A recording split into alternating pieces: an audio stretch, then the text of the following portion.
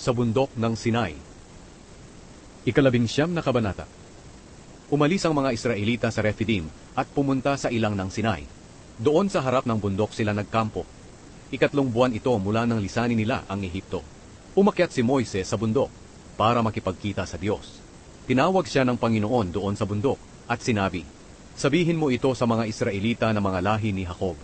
Nakita niyo mismo kung ano ang ginawa ko sa mga Ehipsyo at kung paano ko kayo dinala rito sa akin, katulad ng pagdadala ng agila sa mga inakay niya sa pamamagitan ng kanyang pakpak. Kung lubos ninyo akong susundin at tutuparin ang aking kasunduan, pipiliin ko kayo sa lahat ng bansa para maging mga mamamayan ko. Akin ang buong mundo.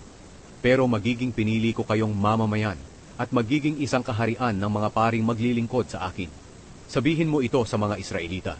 Kaya bumaba si Moises mula sa bundok at ipinatawag niya ang mga tagapamahala ng Israel at sinabi sa kanila ang sinabi ng Panginoon.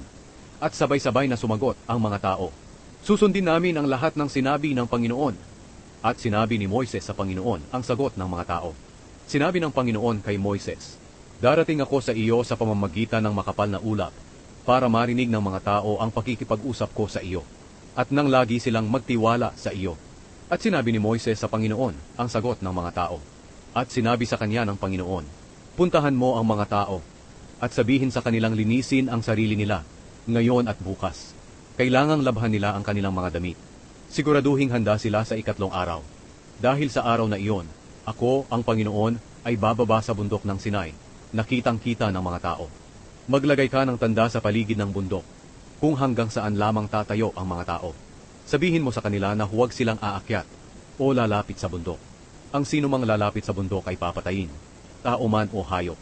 Kung gagawin niya ito, babatuhin siya o kaya naman ay papanain. Walang kamay na hihipo sa kanya. Makakaakyat lang ang mga tao sa bundok kapag pinatunog na ng matagal ang tambuli." Bumaba si Moises sa bundok at inutusan niya silang linisin ang mga sarili nila at nilabhan ng mga tao ang kanilang mga damit.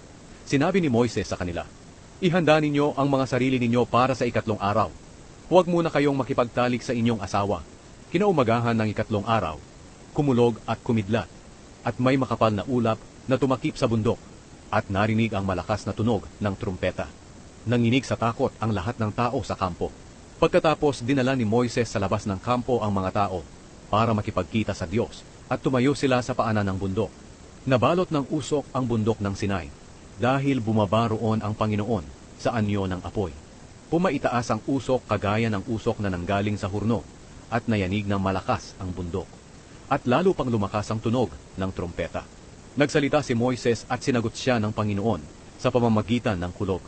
Bumaba ang Panginoon sa ibabaw ng bundok ng Sinai, at tinawag niya si Moises na umakyat sa ibabaw ng bundok. Kaya umakyat si Moises, at sinabi sa kanya ng Panginoon, "Bumalik ka sa ibaba at balaan mo sila na huwag silang lalampas sa hangganan na inilagay sa paligid ng bundok para tingnan ako. Dahil kung gagawin nila ito, marami sa kanila ang mamamatay. Kahit na ang mga pari na palaging lumalapit sa presensya ko'y kailangang maglinis ng kanilang mga sarili, dahil kung hindi, parurusahan ko rin sila." Sinabi ni Moises sa Panginoon, "Paano po aakyat ang mga tao sa bundok? Gayong binigyan nyo na kami ng babala na ituring naming banal ang bundok, at sinabihan nyo kaming lagyan ng tanda ang paligid ng bundok, kung hanggang saan lang kami tatayo." Sinabi sa kanya ng Panginoon, "Bumaba ka at dalhin si Aaron dito. Pero ang mga pari at ang mga tao ay hindi dapat pumunta rito sa akin, para hindi ko sila parusahan."